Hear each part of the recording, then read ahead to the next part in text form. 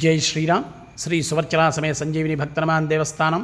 హర హర శంకర జయ జయ శంకర.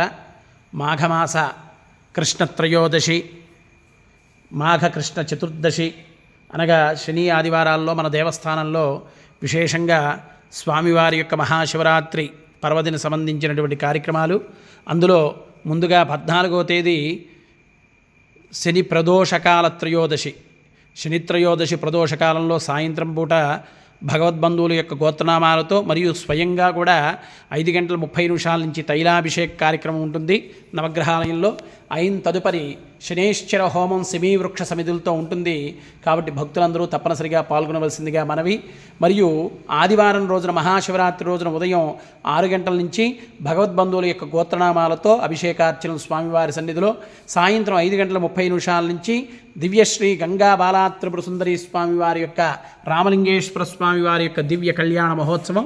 కళ్యాణ మహోత్సవంలో కూర్చునేటువంటి దంపతులు కూడా గోత్రనామాలు అందజేయవలసిందిగా మనవి. సాయంత్రం తిరిగి లింగోద్భవకాల సమయంలో మహన్యాసపూర్వకంగా ఏకాదశి రుద్రాభిషేకం.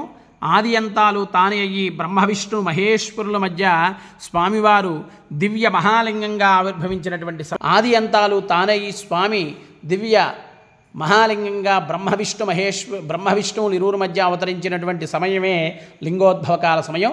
ఆ సమయంలో కూడా స్వామివారికి అభిషేకార్చనలు, అన్నాభిషేక మహోత్సవం.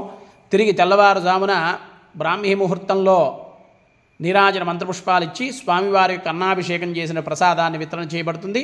అందరూ కూడా నామ సంకీర్తనతో జాగరణ సహితంగా స్వామివారి యొక్క శివరాత్రి మహోత్సవం, శనిత్రయోదశ ప్రదోషకాలమైనటువంటి 14వ తేదీ ఆ యొక్క శని తైలాభిషేకం హోమ మహోత్సవంలో పాల్గొని భగవదానుగ్రహానికి పాత్రను కోరుచున్నాం. జై శ్రీరామ్. సర్వే జనా సుఖినో భవంతు.